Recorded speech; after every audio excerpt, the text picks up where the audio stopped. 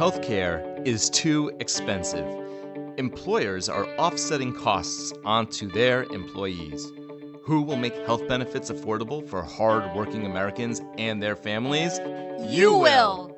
This is the Empowering Plans Podcast, a show dedicated to helping you once again emphasize the benefits in your benefit plan. Now prepare to learn, Plan, save, and protect with the FIA Group. Welcome, everyone, to the Empowering Plans Podcast. My name is Corey Crigger. I am joined today by Kendall. Kendall, how are you doing today? Good. How are you, Corey?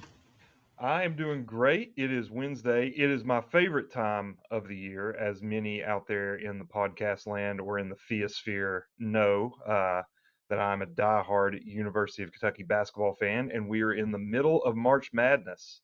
So it's a great time for me. And Kendall, I found out today that you are a UConn alum, so obviously you are as big of a college basketball fan as I am. Yes, you would think so. I'm perhaps the worst UConn undergrad student to ever exist because during my time there, I went to a singular women's basketball game, and I never attended a men's basketball game. So that's pretty bad. Kendall, the University of Connecticut has won, I believe, 6 national championships since the year of our Lord 1999, and you never attended a single University of Connecticut men's basketball game. In my defense, they didn't play on campus most of the time. They played in Hartford, which was 30 minutes away, but that didn't stop probably the 95% of the other students from going. So I really don't have any help there. Well, we're probably, and feel free to not answer this question, but I'm going to assume that you went to undergrad between the years 2015 and 2020. So yes, that's correct. National championship between those years. They won one in 2014. Please don't tell me that you were there when they won a national championship and you never went to a game. Not the men's team. I did attend the women's game the year they won, which was my first year there. Okay. So I did see that amazing team play. Well, it is we like to have a little fun on the podcast here, and sometimes it's at my expense, but today it is at Kendall's expense. For all those out there who are slightly more of a sports fan than Kendall, we're recording this on Wednesday the 26th. It is right before the round of Sweet 16. My University of Kentucky Wildcats will be playing at 7 o'clock on Friday against the Tennessee Volunteers. It has been a great March Madness so far. Not a lot of upsets. A lot of the favorites have won. So betting has been a little bit difficult on this. And as faithful listeners to this podcast know, I do like to dabble. We had a good weekend despite that from a betting perspective, but it could have been a little bit better if I could have got a couple upsets there. But for just to be on record, because I know Adam listens to this, I like Florida to win it all. I'm not a homer. I would take a Florida future right now. I think they're playing the best basketball that they can. I think I have Duke, Florida in the national championship. I have Kentucky losing to Duke in the Final Four. So that would be like 2 or 3 weeks from today. And I really like Kentucky money line over Tennessee on Friday. So that'll make you some money right now because Kentucky is an underdog. So, and watch out for Purdue versus Houston. That is in Indianapolis. Purdue is going to have a huge crowd. I think Purdue's getting 7.5 points right now. So anyone who's betting, I like Purdue in the points. I like Kentucky money line. Those are my 2 big bets for this weekend. So, but unfortunately, I do not get compensated to give betting advice. If I did, I would be out of a job. But I do get compensated to come on here and talk about hot topics in the healthcare industry. And Kendall, I think what we're going to talk about today, there may be a little fatigue in the industry from this topic, but it's dominating the industry so much that we can't not talk about it. And I think we'll get into this a little bit more. We're talking about GLP-1s. We're talking about what plans are doing with GLP-1s, some designs, some questions that Kendall has seen from the FDA, and what plans are doing with plan language around the GLP-1s. But to tie into the March Madness segue, and Kendall, you're going to talk about this a little bit, some of the blends that are coming out. You can't even watch a single game right now. You probably can't watch anything on TV right now. If you're not getting a Wegovy or an Ozempic commercial, you're getting the kind of off-brand, and I'm doing this in air quotes now. I can air quote now because we're on video, which is a great addition. Thanks, Pat. You're getting the off-label or like the Row.co versions of semaglutides that are also being advertised. So it's certainly something that's inundating us. We're seeing a lot of questions about it. Uh, Personally, anecdotally, I have lots of members of my extended family that have seen excellent results from GLP-1s with minimal side effects. I think about 18 months ago, Ron and I did a podcast on this when the jury was still out. There was some clinical data that we went through about yo-yoing and rebounding when you're coming off of the medication. But anecdotally, I have a lot of family members that have made big lifestyle changes because of these medications, and that they've worked really well for them. Now I know there's stories out there that it doesn't work for everyone, but it seems to be a topic that's not going to go anywhere. So with all that, Kendall, let me throw it over to you, and you tell me what you're seeing around the GLP-1s from a consulting standpoint. What you're seeing with plans, what's going on? Yeah, so this topic, we just continue to get questions on it, so we wanted to sort of bring it up again. I think a good place to start is sort of discuss these drugs, what they do, the common ones that we see, and then later on we'll move into discussions around plan language and the approaches that we're seeing plans take. So starting with sort of what these drugs are. So they're approved for a variety of different purposes. I think the most common one that we hear about is the semaglutide. And there's different brands of that specific type of drug. Most commonly, we hear about Ozempic and Wegovy. There are other types of drugs that are also FDA approved that are weight loss drugs. They have different functions. Not all of them work in the body the same way. Some are designed to make you feel fuller. Some are designed to make you feel less hungry. Some do a combination of both. And then one of the FDA approved drugs does neither of those things, and it actually functions by affecting the way that your body absorbs fat. So we see these sort of have different purposes, which may affect what your plan participants are sort of seeking from these drugs. It's important to sort of look at them individually.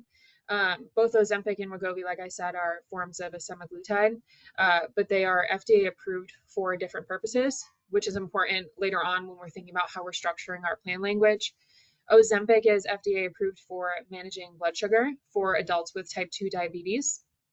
And then conversely, Wegovy, while it can be used to help treat adult onset diabetes, it is also FDA approved for chronic weight management, and that includes for individuals without type 2 diabetes.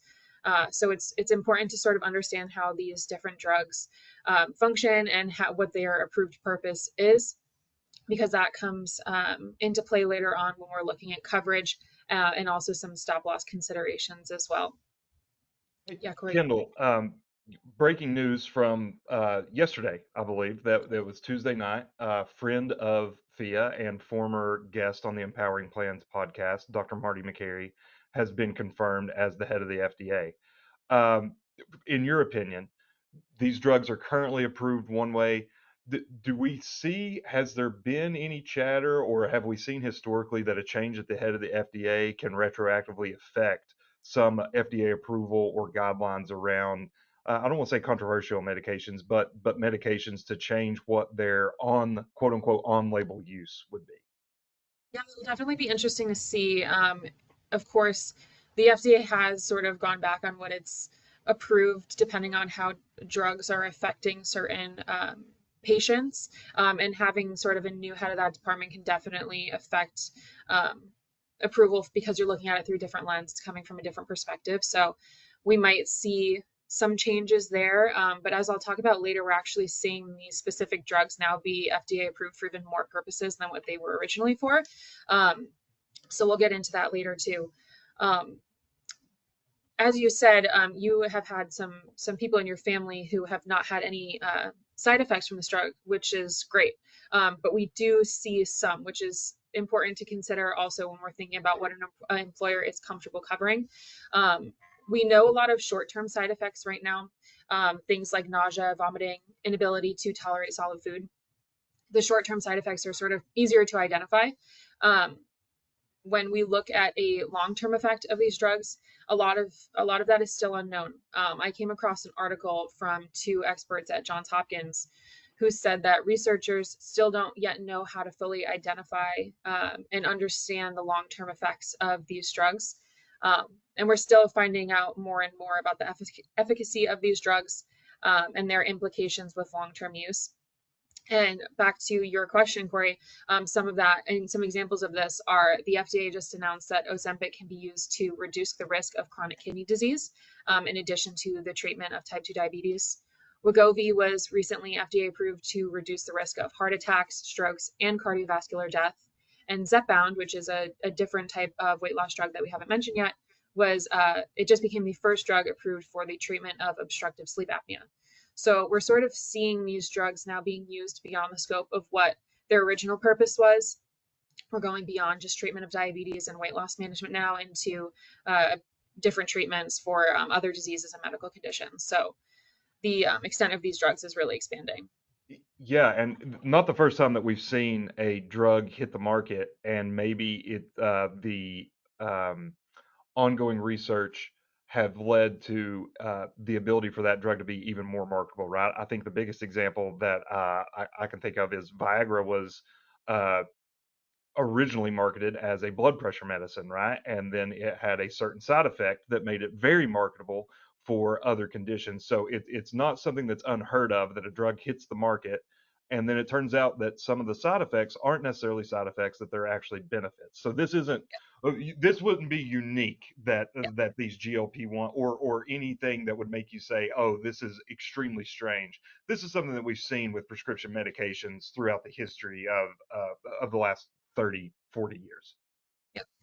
Yeah, and the drug manufacturers love that because more purposes is more money in their pocket. So, and I'm sorry, Kendall, didn't mean to cut you off there, but you talked about some of the side effects, and I think that you can always find a doom article in this day and age, right, about any topic, no matter what it is. But some of the scarier side effects, and I do think it's important to mention some of these if we're going to talk about this. But I think the scariest side effect, at least in the article that I've read before, and I also recommend the Huberman Labs podcast on this topic of GLP-1s. They talked about stomach paralysis, which is the inability for the stomach to empty itself. And the most concerning thing was that it didn't seem that stomach paralysis was instantly reversible with discontinuance of the GLP-1 medication.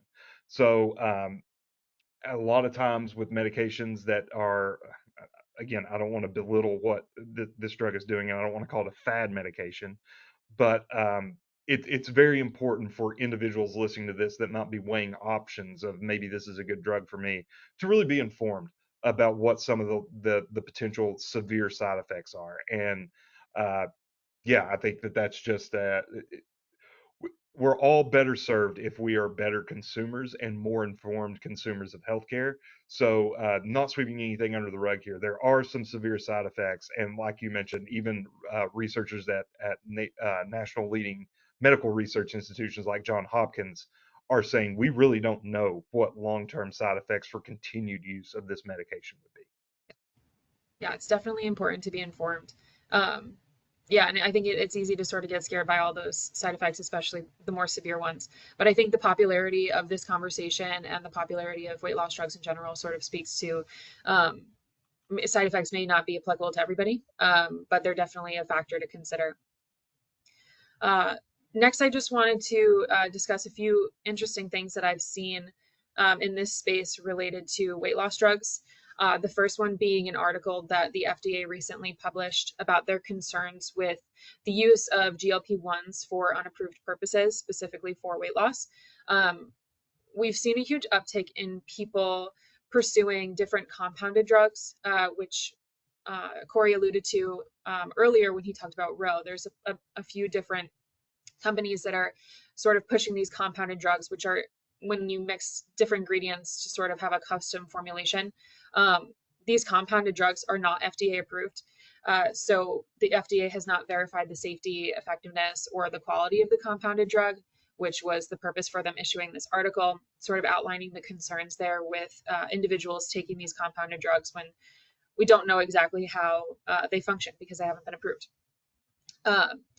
The FDA cited different reports that it's seen with adverse effects related to dosing errors of these compounded injectable drugs, some even requiring hospitalization. Those are definitely the more severe ones that they noted, but still something to consider.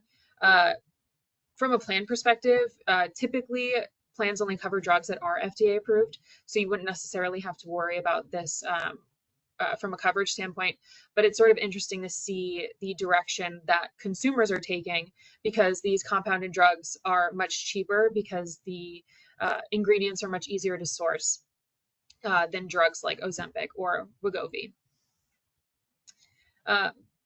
Another interesting thing I came across was a bill out of the state of Nevada.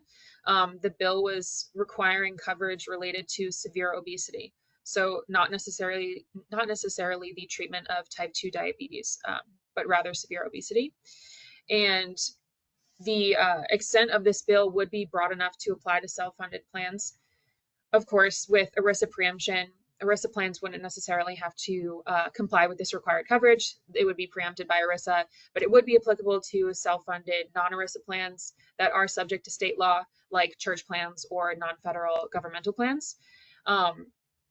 It's interesting to see a state requiring coverage like this. It would require coverage of bariatric surgery that is medically necessary for a plan participant who is 18 years of age or older. And not only would they have to cover bariatric surgery, but they would have to cover the related services as well. So preoperative care, post-operative care, psychological screenings, counseling, behavior modification, physical therapy, nutritional education. So a host of different things that would be required to cover under this bill. It is important to note that this bill was introduced earlier this month.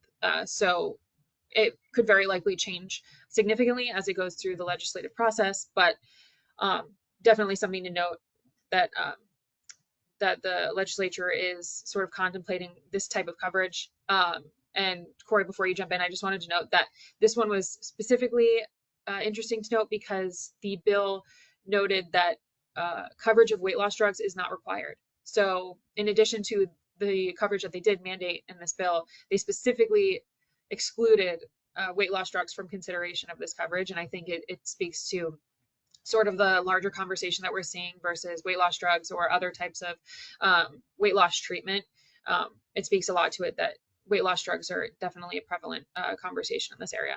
Sorry, Corey, go ahead. Well, hello again, everyone. As you probably have noticed, if you're watching on video, Kendall and I have changed clothes because today is actually now Thursday, the 27th. We started recording on Wednesday, the 26th, and through no fault of my own, I want to make that very clear, the podcast stopped recording yesterday. Also, Adam, if you're listening, it wasn't Pat's fault or Kendall's fault either. It was a software issue. So, with that being said, we are going to pick up the conversation. Kendall left us yesterday describing a proposed bill in the state of Nevada. She explained that there's going to be some forced coverage for health plans as it relates to severe obesity coverage. And the part that was cut out of the podcast was me responding to that. So that's where we're going to pick off now. And Kendall, I thought that the proposed legislation in Nevada pretty interesting when you think about it. What you're basically saying here is that you're gonna force non-ERISA plans to provide coverage for severe obesity. And I know that it's a little bit of a hot button topic, but it's one of those things that can be divisive because what led this person to this condition in the first place? Do they have an underlying medical condition, or is it a lack of self-control, lifestyle, sedentary lifestyle? They don't take care of themselves. But either way, the health plan is going to be compelled to spend its funds, which will drive up premiums and costs for everyone else, to provide these types of services for eligible participants.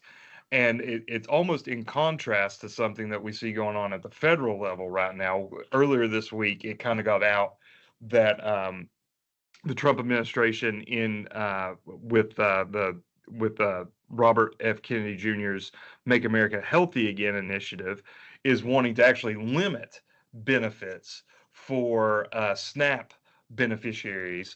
And for those of you who don't know what SNAP is, it was more colloquially known as food stamps. That's what we called it when I was growing up and we received those benefits. But it's limiting what people with SNAP benefits can purchase. And the big things that they're targeting right now is we don't want people who receive SNAP benefits to be able to purchase junk food or soda. And of course, we can get into what is junk food. Is Snickers junk food? Is Golden Grams junk food? I think, Kendall, my favorite Supreme Court quote, it's kind of like pornography. You know junk food when you see it. You can't really define it, but you know what it is when you see it. And so you have these two kind of competing ideals where one, we're compelling and forcing health plans to pay on benefits that they wouldn't normally cover under traditional plans that we're seeing. And then on the other hand, you're seeing a larger conversation of, well, we shouldn't just allow people who receive benefits to do whatever they want with them. So kind of an aside there, but I thought an interesting kind of parallel to draw or just to make people think of. Yeah, absolutely. Yeah, you can totally see sort of the parallel there. That's great. And now sort of the last section we're going to move into here on the podcast today is plan language, which is probably the most important part of this discussion. We sort of see coverage of weight loss drugs or lack thereof come up in three different buckets here, three different approaches that we see plans taking. So we'll go through each of those. The first one is going to be excluding weight loss drugs altogether. Some plans prefer this from a cost containment perspective due to the high costs associated with these drugs, especially for plan members who would be on these long term. Those costs can definitely add up. Another benefit to this approach is that there's no risks in terms of stop loss. You don't have to worry about reimbursement for something that isn't covered under the plan because it won't be submitted to stop loss. So that's definitely a benefit there. Our second option here is going to be partial coverage along with partial exclusion of weight loss drugs. This is probably the one that is the most common among plans. So it can sort of come up in two separate ways that we see. The first one is going to be providing coverage for weight loss drugs for the purposes of diabetes treatment and then excluding weight loss drugs otherwise. So an example of this would be the plan covering Ozempic for purposes of diabetes treatment, but then excluding weight loss drugs like Wegovy when prescribed for weight management because it's not for the purposes of diabetes treatment. Another way that we see sort of partial coverage, partial exclusion is excluding the off-label use of weight loss drugs, which Corey mentioned earlier in the podcast. Off-label use is when a medication is prescribed for a condition or purpose that is different than what it was approved by the FDA to treat. For example, Ozempic, as I mentioned earlier, is FDA approved for the treatment of type 2 diabetes. So if Ozempic is prescribed by a provider to a patient for weight management, that would be off-label use because it's being prescribed for an unapproved use. So due to the expensive nature of these drugs, as I mentioned, we often see plans choosing to cover GLP-1s for diabetes and then excluding that off-label use. It's definitely helpful from a cost containment perspective because you're sort of limiting the extent of coverage under the plan. It's also beneficial from a stop loss perspective because many carriers only exclude they'll exclude reimbursements specifically for drugs that are prescribed for off-label use. So that's definitely a beneficial point there. And then lastly, the third option we have is broadly covering weight loss drugs. This is definitely a less common approach. We don't see many plans choosing to do this because of how expensive they are.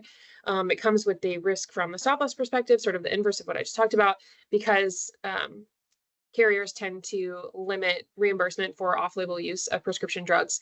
It's very likely that they wouldn't be eligible for reimbursement. And if they're excluded by the carrier, then the plan is sort of left to fully absorb the costs of off-label use of these medications, which could be costly for the plan.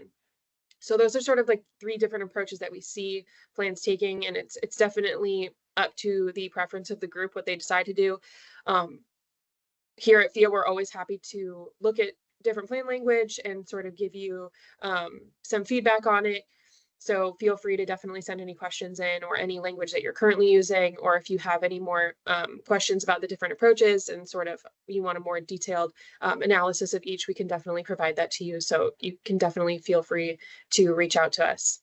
Corey, do you have anything else you'd like to add? Yeah, I don't envy the position of plan administrators when it comes to this, because there's always the kind of cost benefit analysis, right? When it comes to whether or not we're going to cover these weight loss medications. On the one hand, obesity leads to a multitude of other health issues, right? It was the number one comorbidity that showed up through all the COVID pandemic. Of course, heart disease, blood pressure, stroke. A myriad of other diseases can stem from being overweight. So if you cover these drugs as a health plan, you could be preventing long-term health plan spend, because you're not having to pay for procedures related to other conditions that stem from the obesity. But on the flip side of that, you're having to front a lot of money up front to cover these types of GLP-1s. And although they're very effective, they're very expensive. So it's really a tough position to be in, and every group knows their population the best. And so for one group, the answer is, yeah, absolutely. We want to cover these. We want to make sure that our population stays young, stays healthy, and we want to prevent the 48-year-old from having quadruple bypass surgery and us having to cover that. And for another group, it might not make sense. But what FIA is able to do, Kendall hit the nail on the head there, is work with you to be able to come up to see what's best for your specific population, and what helps contain cost in the most effective and also compliant way possible. So with that, Pat, Kendall, thanks for joining me again this morning. It's a blast, 2 days in a row. To recap, it is March. I love the Purdue to cover the points in Indianapolis. I love the Kentucky money line, and a bonus pick that wasn't on the original recording. I think Arkansas covers against Texas Tech, but still loses the game tonight. Hope you all have enjoyed this Empowering Plans podcast. Thank you so much for joining us. And until next time, have a great day.